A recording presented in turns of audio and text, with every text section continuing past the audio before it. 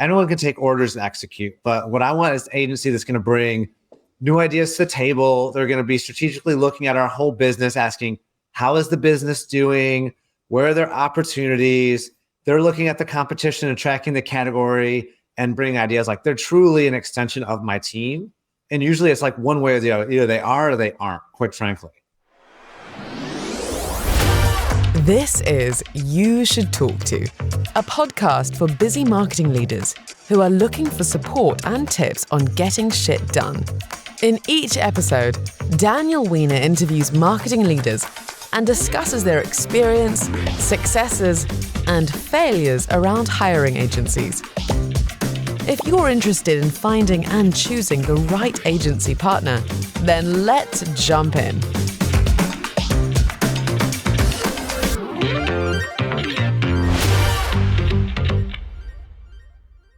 Hello and welcome to episode 4 of the You Should Talk To podcast. I am Daniel Weiner, and this podcast is still brought to you by myself as well as You Should Talk To until a sponsor decides to take on that burden. You Should Talk To pairs brands and marketers for free with vetted agencies and or freelancers for pretty much any marketing or tech need. Why? Because finding great agencies is a pain in the ass. Super excited today to be joined by a friend as well as a member of my board of advisors, Alan Magee, VP of Marketing at Empire Portfolio Group, one of the largest Orange Theory fitness franchise owners in the country. Thank you so much for joining us today, Alan. Are you super excited to be here? I've only been bothering you for several weeks now. I'm pumped to be here. Nothing I'd rather do on a Monday morning than to be on a podcast with you. So that's what I like to hear. Tell us a little bit about yourself. You've done a lot in the course of your career. After Clemson, of course, which we have that connection. You've done food. You've done high-end aesthetics. You're now in the fitness arena. How did you get here? Fill us in. Yeah, it's been an interesting journey. I'd say it's been very much a zigzag. So a lot of people ask around kind of how did you get into marketing? And I'd say I got into marketing like pretty early in my career, even starting way back when I was in high school. I knew I was like, I want to do something in business. Like, both my parents were teachers or in the service industry, and I knew I wanted to do business. And actually, I started in my senior year of high school. I did a business co-op program where I worked at a parts factory for Ingersoll Rand. And I went in for my mornings, and I would go in and I'd put my hard hat on, walk through the floor, go up, and I would help price parts and file and do all this kind of stuff. And I was like, this is pretty cool. And so then ended up going to school at Clemson for marketing, did a number of different things in really the hospitality space while I was there, and knew I still wanted to continue in marketing. I didn't want to get a job coming out of school. I wasn't ready yet, and the economy was not great. So went and did a master's in advertising at the University of Texas, had a real interest in advertising. While I was out there, did internships, got into the agency world, and really thought I was going to go be in the agency world, start there, build my own agency at some point, and that was going to be my career. So first job that I looked for was I looked in Atlanta. It was a real growing space at the time, city, and landed a job at Gray Worldwide. We had a satellite office down here, and we worked on the Bell South account back in the day before AT&T acquired them. So really, blast from the past.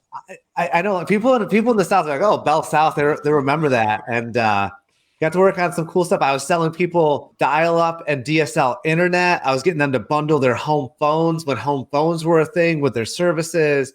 But got to learn the advertising space by able to work on a really big brand with big budgets. So it was like TV and radio production, how to manage client relationships, all of that kind of stuff. And eventually AT&T acquired Bell South, and then it was, all right, we're shifting agencies, so time to go find something new, and made the jump over to the brand side, and honestly, never left. So had an opportunity to jump over to Arby's, which never really thought I was going to get into fast food, but I did also work in fast food in high school, so I kind of had a little affinity for it, and started on the brand marketing team there, where I was working on really a lot of insights work of what's the next product that we need to develop, and developing that through research with consumers, getting it tested with our chefs in market. How do we market it? How do we write the briefs?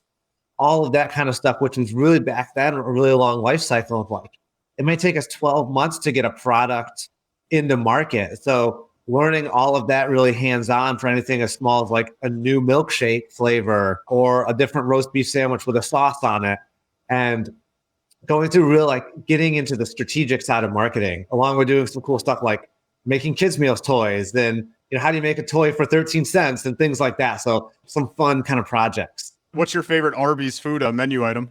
Oh gosh. It's honestly, I love a beef and cheddar. I'm not going to lie, but the one that I got to work on back in the day was a chocolate croissant, which sounds super simple, but it was an incredible product. Just, a croissant filled with chocolate and topped with chocolate, something super easy. And still on the menu?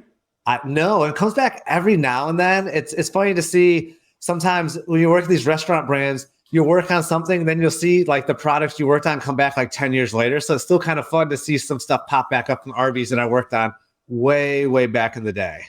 Okay. So from there, I moved over in the hospitality side of stuff and went over to IHG, Intercontinental Hotels Group. Spent a number of years there in a couple different roles, big organization. So I started to kind of moving to bigger and bigger organizations. And I did marketing across all the different brands, really a lot of B2B. So my goal was, how do I drive business travelers into our hotels Sunday through Wednesday night? So very specific niche, right? Each brand had different types of business travelers. We had different budgets. We had different campaigns. Did a lot of cool stuff with sports partnerships like BMW Motorsports, which is a global partnership. Did a lot with golf, with the PGA Tour, helped run a golf tournament on the tour for a couple years. Worked in things like baseball, all sorts of different things, and marketing from a B2B side, working with sales teams, and then started doing the more brand management, like hotel design and brand standards, and how do we turn performance around for hotels and brands that are lagging in performance. So we're a lot more deeper into like on the strategy side of stuff, and then how's that translated to actionable marketing. Sure. I'm curious, before you move on to the rest, when you went to Clemson, what did you major in? I was a marketing major at Clemson. I decided that pretty early on. And back then it was a very general marketing degree. Like I remember taking like a promotions class, a advertising class, like a B2B class. It was like just the cusp of what marketing was. Do you think college prepared you at all? I ask because I can vividly remember being in my freshman orientation for Clemson and them saying, I guess either the dean or president or whoever was speaking to us said like, oh, if you don't know what you want to do, be a communications major because you can do anything. So I was a communications major. I think I had like a marketing emphasis in some capacity. It was still brand new.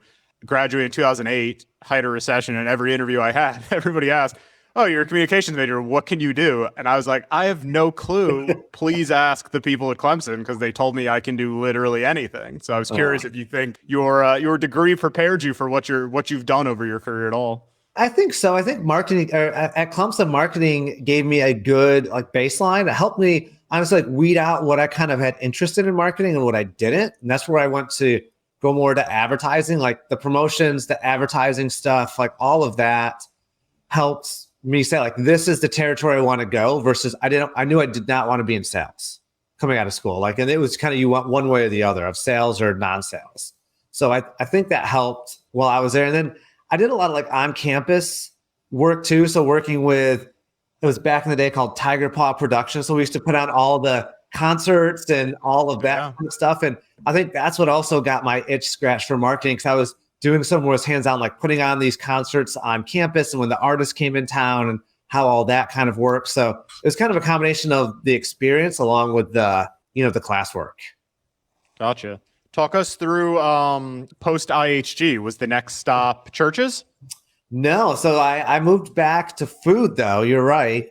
Over to Focus Brands and leading the Moe's marketing team. So Moe's Southwest Grill at the time was going through a little bit of a turnaround. And that's what I'd worked on a lot at IHG, were turnaround brands, and came in and looked at everything from what's the product that we have in restaurant, what's the brand experience, what are we doing from a marketing perspective, social. It was a real transformative time at Moe's where the brand was moving from really like a teenage year to being an adult. So we really had to reassess everything that we were doing. I helped build a kind of restaurant of the future. Moe's was a great time. Super fun brand. I mean, you can do anything fun when you just, put queso on it, like super quirky. So I had a great time there at Focus and at Moe's. but then had the opportunity to jump over to churches. I'd done a lot of digital work at Moe's, like rolling out an app and loyalty and moving the brand into heavy digital media. And churches was an opportunity where they said, we need someone to come in and build out a digital department, a tech stack. Nothing exists. You're building from the ground up right now. And so you don't find too many brands you can come in and they're like, tell us what to do and how to do it. And went in there, built out a team, built out a 3-year digital roadmap that included all technology as part of it, activation, agencies, and churches was on a turnaround too, where the brand was on the cusp of starting to move to be more positive in sales. And the 3 years I was there, we had 3 years of positive straight comp sales, which was the best the brand did in about 15 years, which ultimately led to an acquisition at the end of, 21. So post-acquisition, said, I want to do a little something different. There was a digital role at a brand called Of Me, which is a growing med spa brand in the aesthetic space. So went in there, did a lot of development of what we were doing from a marketing perspective, marketing strategy, as that brand was starting to scale up from being a startup. A big kind of marketing shock, I would say, going from, big well-known brand to lesser known, smaller brand, or you think it was a relatively easy transition? No, it is. It's a yes and no. For some things where you might think a big brand like a church's has all this brand awareness, but it really didn't. I mean, a lot of what we saw was like churches had like a 2 or 3% unaided brand awareness. So for a lot of these big brands, unaided brand awareness is still an issue. So honestly, it was a very similar situation going from 1,000 restaurants to 12 studios. Like it was the same problems and the same similar marketing tactics, just really tweaked a different way that we did for it. So I'd say Of Me was much more of a local marketing playbook versus churches was a much bigger national. How do we scale it more from a footprint perspective? Gotcha. No, that makes sense. And then just more recently moved over a little over 3 months ago to Empire Portfolio Group to build out the marketing department for Empire and build out a marketing roadmap and drive our business there. Tell us more about Empire, since I presume most people listening have heard of Orange Theory Fitness, less so Empire Portfolio Group. What's your main responsibility there? How many franchises, all that sort of stuff? Yeah, so at Empire, we're one of the fastest growing Orange Theory Fitness franchise groups. So we've got territory in 10 states on the East Coast, everywhere from Maine to South Carolina, with a total of 146 studios in our regions. We own just under 60, with a lot more opening up soon. So it's been a fast growing group. And my department is, I say, all things marketing, all things communication for our studios. So building out marketing infrastructure, partnerships, strategy, whether it comes from media, creative, promotions, what we're doing around each studio locally in the community. So it's a lot of work directly with our studios, whether it's Portland, Maine, whether it's South End in Charlotte or Georgetown in DC or, Upper West Side in Manhattan, right? The studios all have different, I say, geographic and demographic ecosystems. So it's a similar playbook, but it's about 70% the same playbook, but what's the 30% real twist for individual studios in marketing? So I'm here building out a team, building out an approach for us to drive more business and to continue to be a super high performing Orange Theory fitness franchise group. Yeah, I was going to ask, do you think it's, more or less challenging, or kind of just a different challenge of marketing for like a big brand that everybody's heard of versus, individual franchisees and trying to help, drive in-store traffic and, digital and all that sort of stuff? Like you said, 70% the same playbook, but that 30 other percent, I presume, is pretty nuanced to different locations. What's the biggest challenge there? I imagine from limited experience with franchise groups, franchisee buy-in and all that sort of stuff, and just the astronomical amount of communication it takes to keep everybody on the same page. Yeah, it's definitely a different challenge. And this is the first time sitting on the franchisee seat of the business. So, I'm typically been looked at it from the other side as a franchisor. I think that gives me an advantage of understanding of what's coming from the franchisor and then what do we need to do to bring down to help fill the gap as the franchisee and where there's opportunities. I was having these similar conversations with our franchisees at other brands of these are the things that you should be doing to drive your business at a local level that complement what we're doing at the national level. And so that's really the mindset coming into it. But every business is a little bit different. And fitness is a very unique business too, especially the boutique fitness area where there's a lot of competition. There's a lot of change in behavior of just what's happened with people, especially coming out of COVID, of what they're doing from a fitness perspective. So it's fun. It's a good challenge. It's continuing to evolve. But I'd say my career has very much been a zigzag. If you look at it, you see like every time I move around, it's a zigzag back and forth. And that's very purposeful because every time I make a zig or a zag, I want to add a couple more tools. I want to have a different experience, whether it's the size of the brand, the type of the brand, the category. And then as I move, I'm able to take all those different tools and learnings and figure out what can I plug and play and apply to that next opportunity. So that's, I'd say, like the biggest takeaway when I didn't realize I was doing that until about, 5 or 6 years ago. And now I look at it and go, yes, this makes a lot of sense. What's the next zig that I want to do? Yeah, it's funny. While you're doing it in your career, you oftentimes, myself at least, forget what you've done, and then you look back, like in a couple of years, you're like, oh, like that makes sense now of what I'm doing or where you got here. I firmly believe everybody ends up where they're supposed to for the most part. Yeah, I know we worked together a little in the past, but prior to that, when you need an agency, where are you going? Who are you asking? Are you using Google or you're asking colleagues? What's your kind of process there when you need an agency, vendor, freelancer, anything outside of a full-time hire? I mean, honestly, the 80% of the time it's just like who I knew or someone that was a reco. I mean, sometimes if it was something very specific, I might do some Googling and look at like agency rankings or specialization, or also look at somebody else that's in the category that I think that's maybe not a competitor, but I'm like, they're doing this really well. Who are they using? But predominantly it's maybe someone that I worked with at a past agency that went on to a new one. And I had a lot of confidence in them as an account person or a creative, or someone that I met at a networking event and, just stayed in touch with as part of it. So I honestly I feel like in the minority where I take a lot of sales calls, especially from agency partners and also technology partners, because I kind of want to know what's your differentiator, what are you offering, who are you working with, and what are you doing there? It's really tough to find out that information because we as marketers, like we get in our marketing bubble and like we're in there doing the day-to-day, we're working with our team, our partners, all of this. And sometimes you kind of shield out everything from the outside. But to find out who those really great partners are, you've got to take those calls. You've got to do some networking. You've got to just, kind of keep a pulse on what is happening out there, but it's tough. Like it just takes time.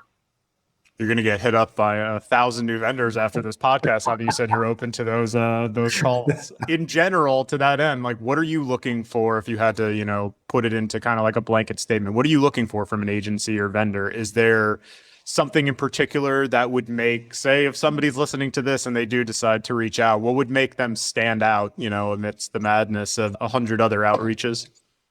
I'd say, and this may sound very, very cliche, right? But I truly look at our agencies as partners. And listen, like I can hire anybody to execute and we go buy this media, go do this, go do that, right? Anyone can take orders and execute. But what I want is an agency that's going to bring new ideas to the table. They're going to be strategically looking at our whole business, asking, how is the business doing? Where are there opportunities? They're looking at the competition and tracking the category and bringing ideas. Like they're truly an extension of my team. And usually it's like one way or the other. Either they are or they aren't, quite frankly. Also a group that is, I'd say, has the same mindset, have fun, and quite frankly, like standing out is hard. It's like it's attention to that detail as part of it, but having a point of view. Like if something's happening in the industry or something is happening in our business, like give me what's your point of view on it. Don't just say this is happening and leave it out there, or ask me for the answers for it. Like let's go back and forth on it. I'm looking for you to be a strategic partner. One good example of this, and this will be one of my tips for agencies out here, is typically if I'm bidding out business, any sort of RFP or any sort of project, I'll do a Q&A session with every agency, right? It's like, I want to get a feel for you guys. I'll offer up my time, 30 minutes or an hour of, usually 30 minutes of a Q&A, right? Ask me questions about the business. Let's go into the project, whatever that is. Usually at the end of this, I'll say, this is great. Listen, if you want more time with me, then we can set up time next week. Like, I'm willing to give you more time if it's been a good conversation.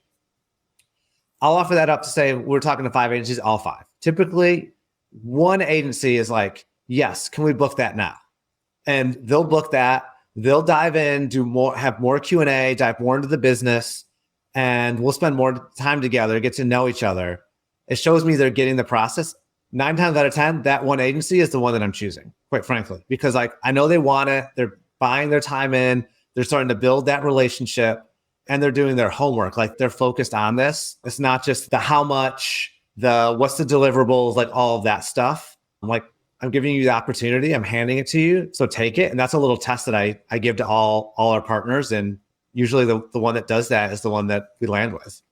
It's so shocking to hear that some agencies are not taking advantage of that, because when I was at an agency, like I was usually begging for time pre-sale with clients to like understand more. But if a brand offered time, I was 1,000% jumping on that. So it's interesting to hear that. From the other side, just to jump around a little, like you had mentioned, and I don't even remember who the agencies were, but don't name them since we're not here to shame any agencies.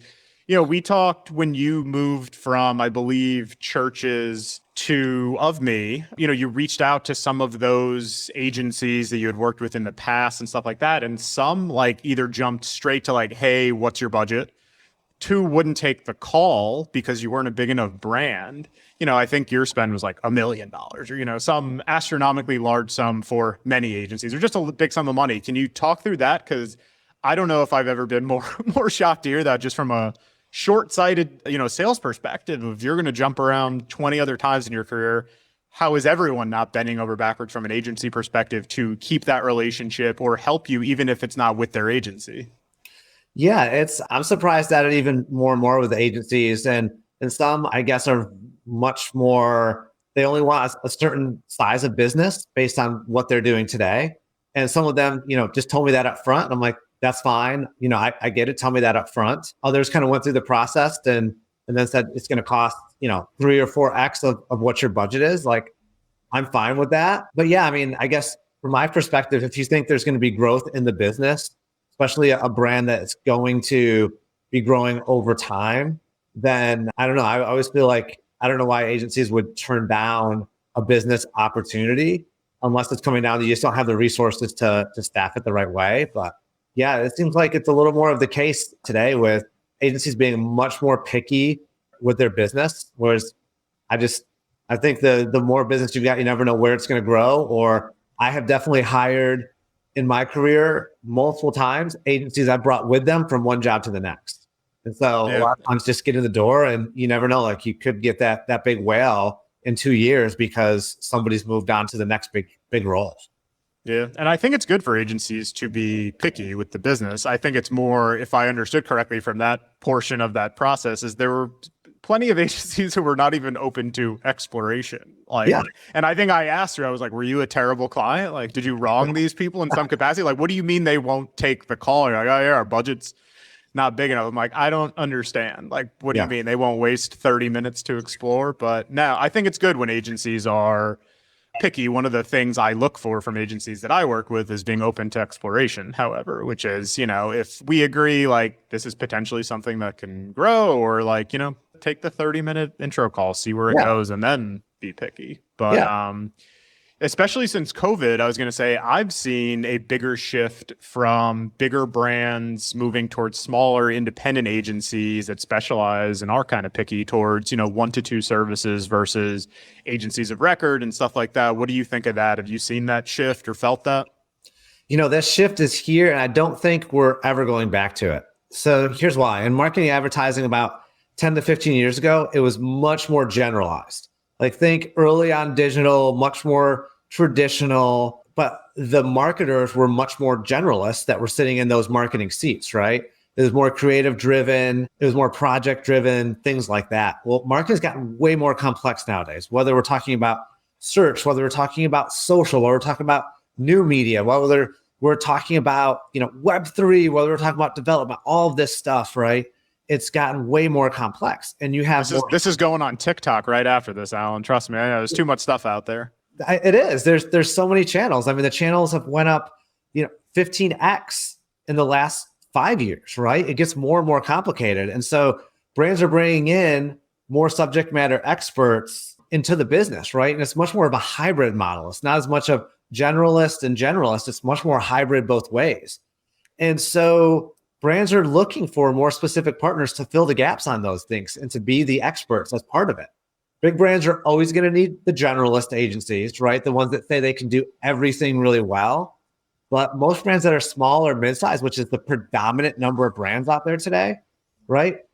They might have a couple partners that are specialists in the business. And the other thing I'll add on to this is my belief is most agencies are really good at a couple things. Like their sweet spot is 2 to 3 different things. Yes, they can do 8, but what you want is you want an agency that can do those 2 to 3 things that you need really, really well, right? And then maybe you'll take 1 or 2 other parts of the business that they can do okay. But when you've got a lot of times the bigger, more generalist shops just do kind of everything okay.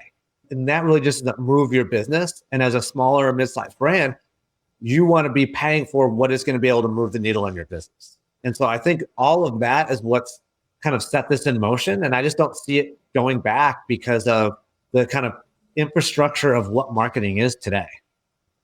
Yeah, I completely agree. What I saw, like from 2 sides, I see a lot of the most successful agencies that I work with are super stringent on sticking to their 1 to 2 services, not taking on anything else, and happily turning down things that are outside of that. What I think happens oftentimes, at least a little bit of my old agency that got us into trouble, is if you do 1 to 2 things really well, eventually brands want to give you more money to do the 3, 4, and 5 things. And you can, or it's very difficult. You can only say no to money for so long, and eventually you're like, all right, if you're like begging to give it to us, and I don't know if that's good or bad, because if you end up sucking at those things, it tarnishes the relationship on the front end. I'm curious though, you talked a little bit earlier about being a cliche, but true. I'm with you. It is cliche to say you want a true partner, although in my opinion, that's the best way to have like a super long-standing agency client relationship. Can you think of like an especially great agency experience you've had and, talk us through that, like what made it so great? Yeah, I've had some really, really good ones. These are agencies that I've hired over multiple times between different brands. And I'd say it mainly comes down to relationship top to bottom. So I had a great relationship with whether it's account lead or agency president, whoever that was.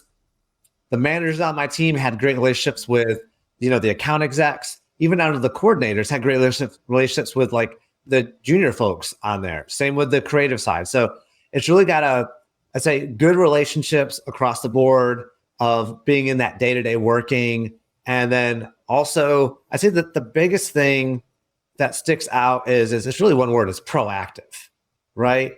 If I have to wait to tell you to do something, then like it's too late. Like I want you being able to come to the table, be proactive, be asking those questions, be asking the why, and bringing value to our business, right? If I tease something out there, you should want to jump on that and say, hey, how can we help you with this? Here's what we can do. I can always say, no, I don't need your help with it, but I'm always looking for proactiveness, like the just run the daily business kind of stuff. Like that just doesn't move the needle for me.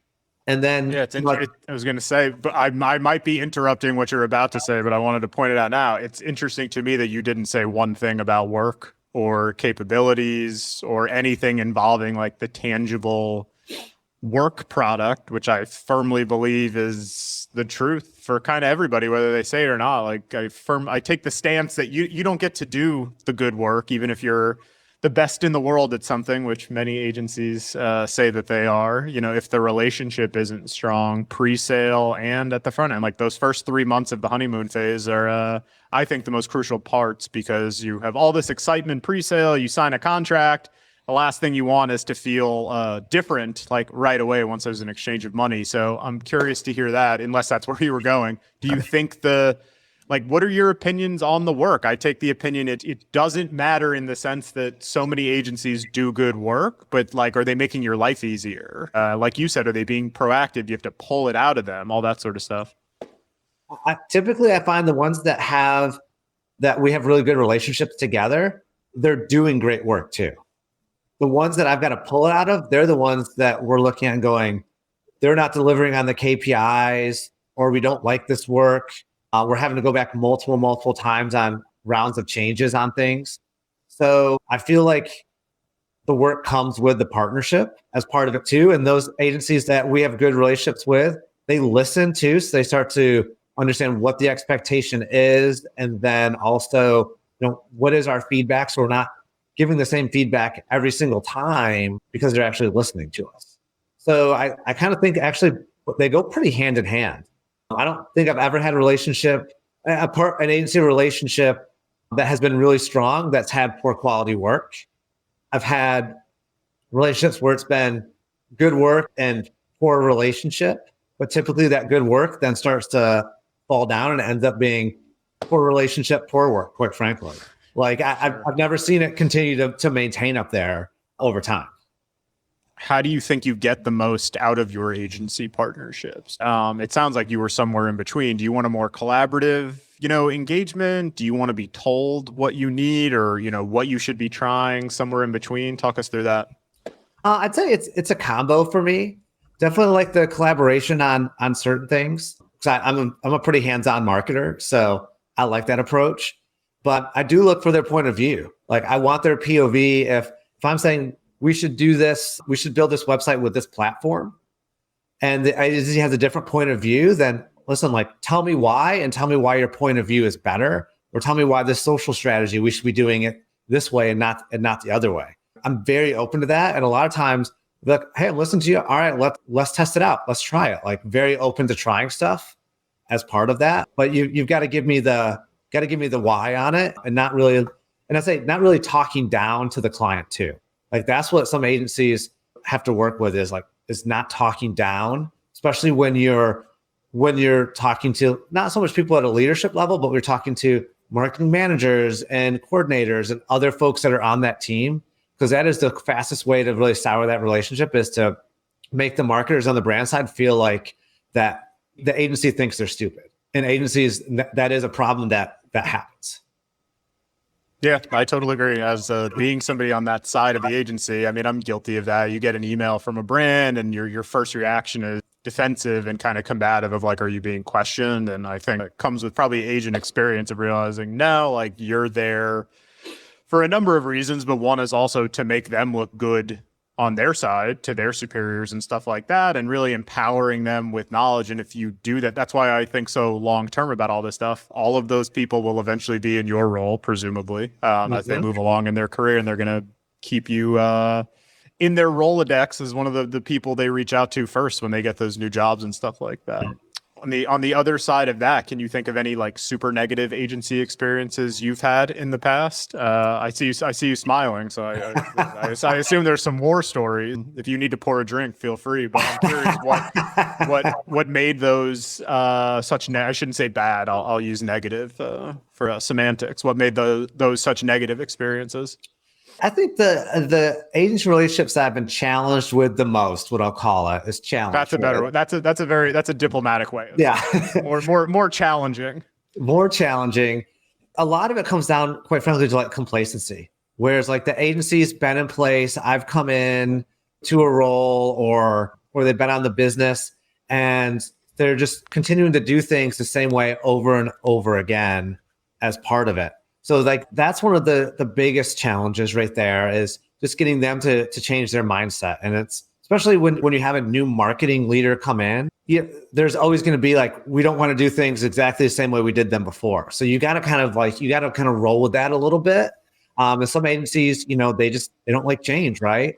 And so they want to have that set it and forget it. And that definitely is challenging and makes you question that relationship. I say the other thing is, quite frankly, it's just like execution of work. Like if I'm seeing that execution of work, there's errors, there's gaps, this isn't delivered on brief, like all that kind of stuff. Like those are also the most challenging of like, can I trust this agency to actually execute, or am I having to go behind them and double check that everything's right? That's what makes you start to question agencies. So those are the two biggest ones. But like I'll give a good example of just even from the relationship side too. And so I ran a pitch years ago at a role, and The incumbent had an opportunity to be as part of it. And they were very good partner, right? But it was just time for us to reassess the business. We brought in a number of different agencies as part of it. And we get into and I'd say it was the account lead on there had definitely rubbed a lot of people on the brand the wrong way. Did not. At the incumbent agency or the other ones? From the incumbent. So that was part of the challenge of, I'd say, reputation and relationships were not great at the top. And so we ran this, and during the actual pitch, their presentation had like numbers of errors in it from the incumbent, and they showed they didn't really understand the business. So the business was, it's like, you've been working on this, but you actually don't understand our business. And then it was really the foresight of that person that was the lead that had some challenging relationships led it. And, it was like all three of those, it's like we gave the opportunity. I really wanted to maintain with them, but I wanted to see some change in there. But it's like you kind of missed on like 3 boxes right there of it, sure, of executing to lose the business. And so, someone came up to me afterwards and said, the best thing they could have done is had someone else lead that pitch. And like that probably would have won them the business. And so it's just those things, but the execution, the relationship, and the true partnership side of it, of like knowing the business, like they missed on each of those boxes. And so it went elsewhere. Yeah, it's interesting to hear about the complacency side coming from agency and now in the role that I'm in now.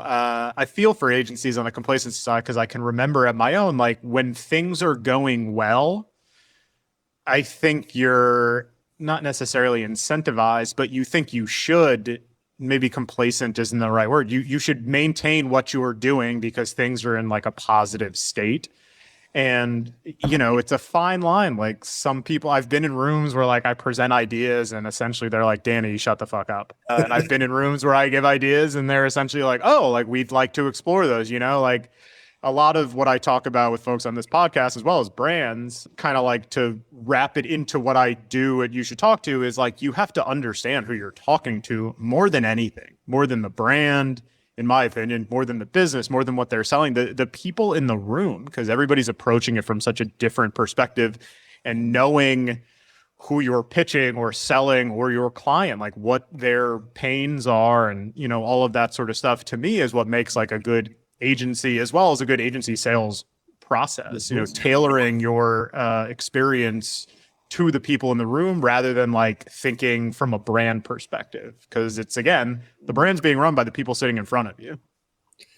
Yeah, I 100% agree, especially in that process. If you're in the sales process or in the pitch, right? Yeah, it's like understanding the brand and then really getting that value proposition of, for your agency, how are you going to provide value? What have you done for your past clients? What have you done for someone in a like situation or maybe a like life cycle of the brand, even if it's a different category? So like those are the type of things that are going to give confidence to the marketing leadership in there.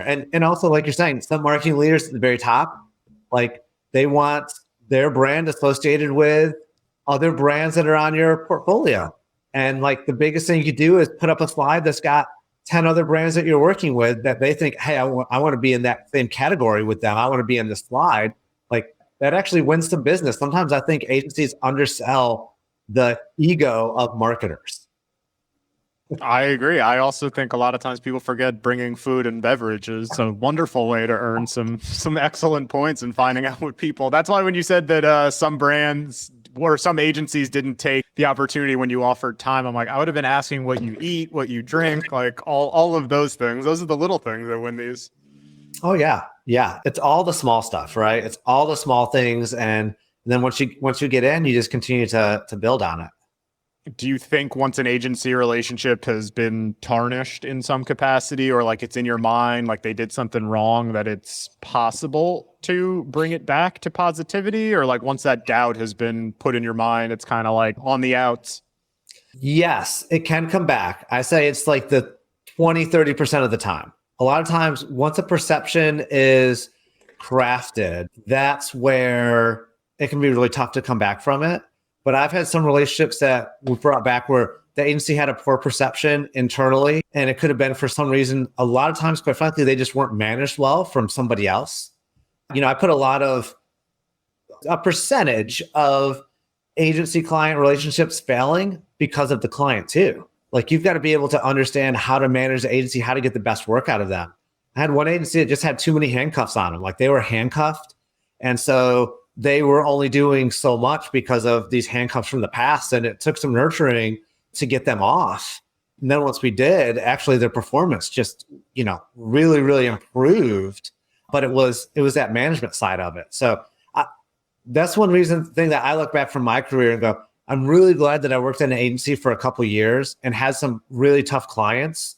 They were good clients, but they were tough, because now I know how to better manage an agency because I think about me sitting on the other side of that.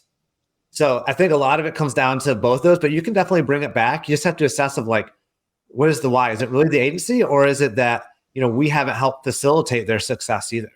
Yeah, the tough but fair and tough but nice clients that I've had in my career at an agency, I think, prepared me the best for what I do now, but also just in general. If you're tough but not so nice or unfair, I don't know the benefit that comes there. I think that does more detriment to the mental health of marketers at agencies. But you brought it up earlier, like, I think you said 15x, like just the amount of channels and the stuff that you have to think about that's kind of like under your purview. With everything going on, what are you most bullish on in the marketing space right now? I mean, there's NFTs, there's metaverse and all of that stuff, which we don't have to get too much into, nor do I know enough to intelligently speak about it. But there's also in-person events that have come back post-COVID. Like, what are you most pumped about currently for Empire or, just in general? I'll take it in twofold. Like, from an Empire perspective, of just a change in consumer behavior. Like, there's a lot of consumer behavior change of, you look at it this summer of just like how much people are traveling, and they're getting back to some level of like, what is the new normalcy in life? And so I think that's a very unique challenge from a marketing side of, how do we talk to people in different ways? How are their habits changing? Talk to people about TikTok, and they're like, oh, TikTok's for, the 18-year-olds. I'm like, no, like, I'm out on the golf course with a bunch of 55-year-old guys. They're talking about they spend 2 hours a day on TikTok. Like, people's overall behavior changes, like, is changing so rapidly of how people view and consume media overall, right? And then what has happened from hybrid work from home to going into an office, like, there's all these different dynamics. So for that side, it's just a continued evolution. And I think we're not going to know kind of like what it really is and for a couple of years. And we're going to look back and go, oh gosh, this is like how the consumer mindset really changed over these last 2 or 3 years with COVID. But we're kind of in it now and trying to like figure it out along the way.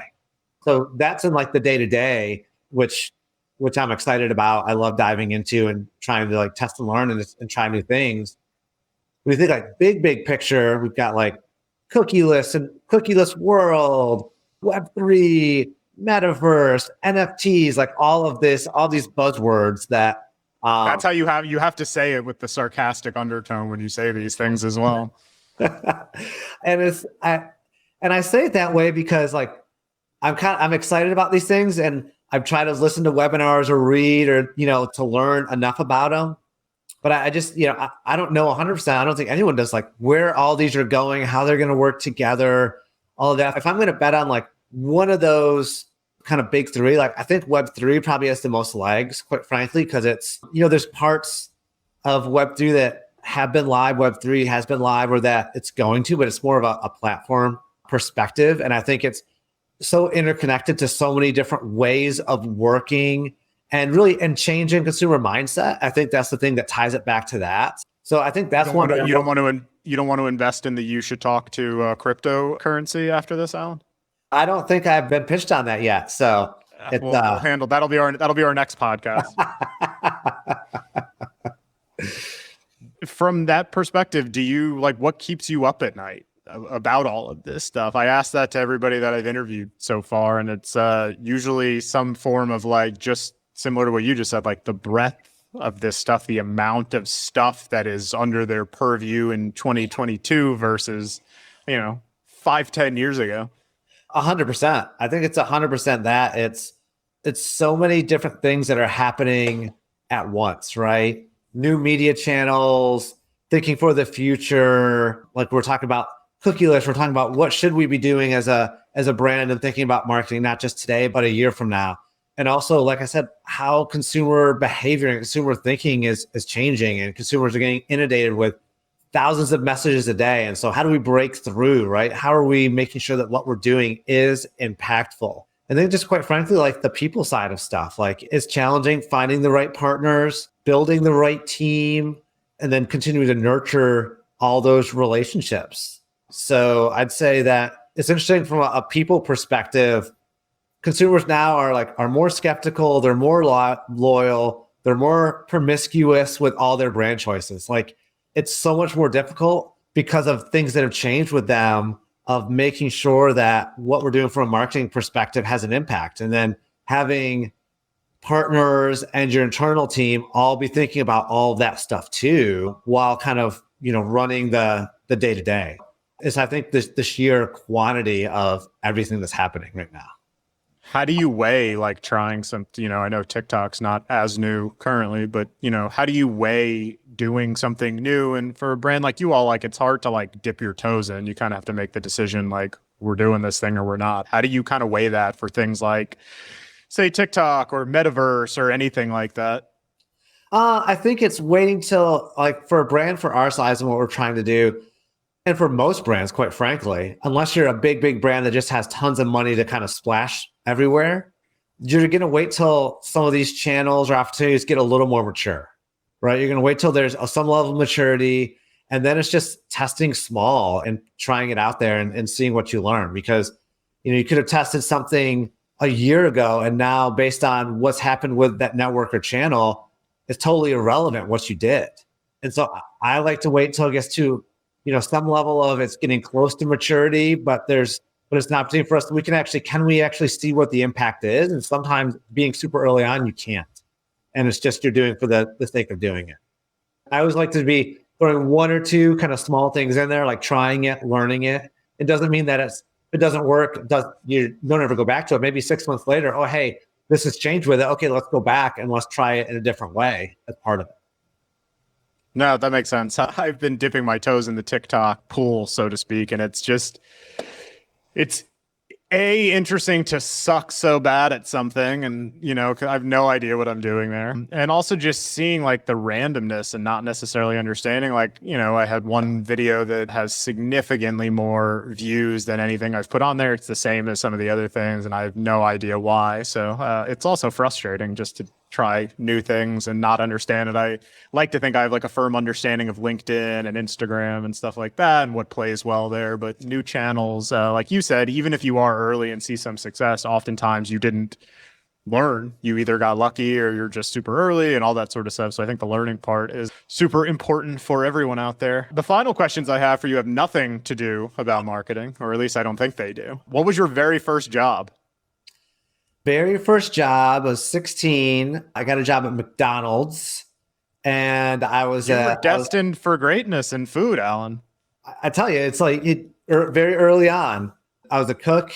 I was there working with one of my best friends and some other people, to make gas money. And I had the greatest time learning about actually working a real job and making sure you're clocking in and how you've got to make sure that you're cooking enough pies to get you through the end of the night, and you're doing this and you're doing that. And so it was a really good experience of just like, as a 16-year-old, having some responsibility and learning along the way. And it's still one of the jobs that I think was the most fun. They used to give us, if you did a really good job, you got these McBucks. They're these little McDonald's bucks. And if you got enough, those are worth $20 million today, I hope. Close. I mean, if you got a certain number, you could get yourself a Hamburglar t-shirt that you could wear instead of your uniform, which was a big deal, right? And so this is like early cryptocurrency, essentially. Super early crypto, right? I mean, McDonald's was like way ahead on this. I always get, when I talk about McBucks, the question always comes up, right? Like, what's the equivalent of a McBuck to a Stanley nickel, right? That's what people want to know. Yeah, what's the conversion rate these days? I think everybody should work in a restaurant at some point in their life. I think anybody who has is generally a nicer, more patient person. I was a food expo at an Italian restaurant in high school, which at the time I probably hated and complained. But looking back, I think it definitely prepared me more so for just dealing with people than virtually anything I've done in my life. And speaking of food, not just because you're in the food world or have been in the food world, what would be your death row meal? And hopefully you're never on death row. Oh my gosh. Wow. I haven't. This is where you play favorite, a smorgasbord of all of your former employers. Yeah, here's what I'll do. I'll pull something for every restaurant brand I've worked at, okay? We'll call it this way. So first roll McDonald's, definitely the Big Mac. All right, Big Mac. And now it's funny. I look at the Big Mac and go, it doesn't feel that big as it did back in the day. But Big Mac. And then at Arby's, I would do curly fries. Okay. We'll pair that together. And then going to Moe's, I would tack on queso, and I'd make it spicy queso. If we did while we were there, the spicy queso where we put in pico and all this other hot sauce and stuff like that. So Moe's, queso and chips. And then at Church's, it would have to be definitely the fried chicken plus the biscuit, because Church's does have legitimately the best biscuit out there. I was in the back of the restaurant making handmade biscuits when I was training there. So pair that together and then throw in a cocktail and, we've got a smorgasbord. I was going to say, and then you get off, they find that you were not guilty, you get off death row and you do an Orange Theory Fitness workout to work off the That's right. 7,000 calories that you just consumed. That's right. That's right. And then the final question, who is someone who inspires you? Oh gosh, someone who inspires me. I'll take it this. So my father growing up, I'd say he's someone that inspires me. And here's why. So he was a high school teacher, and he coached all his career. So he coached in high school sports, almost every sport at our high school in some way. And so the mentality of living with a coach, I think, has shaped a lot of how I want to be as a leader, right? Because you got to be focused, you got to be strategic as a coach of thinking about what is your game plan, right? How do you get the most out of your people? That was always he was focused on, like, how do I get the most out of each of these individual people in different ways? How do I set them up for success? And he was really great at building relationships. So I think, intuitively, I've mirrored a lot of my leadership style after him out and how he was a coach. And so that's someone that I look up to. And when I go back to thinking about who I want to be as a leader, I go back to thinking about, sometimes it's like, it goes back to things that maybe he did that even when he was coaching me growing up, that I guess really inspired me. I have the same answer. It is my father, and I'll leave you with a quick story that I still think of and I remember vividly. And at the time, I didn't know what was going on. And now I'm like, oh, this taught me how to be ethical. I'll never forget, I don't know how old I was, probably middle school or something like that, a knock on the door. And this was at the time where this was such a novelty. It was a TV with a built-in VCR/DVD like into it, which was like unheard of. You usually have them stacked separately.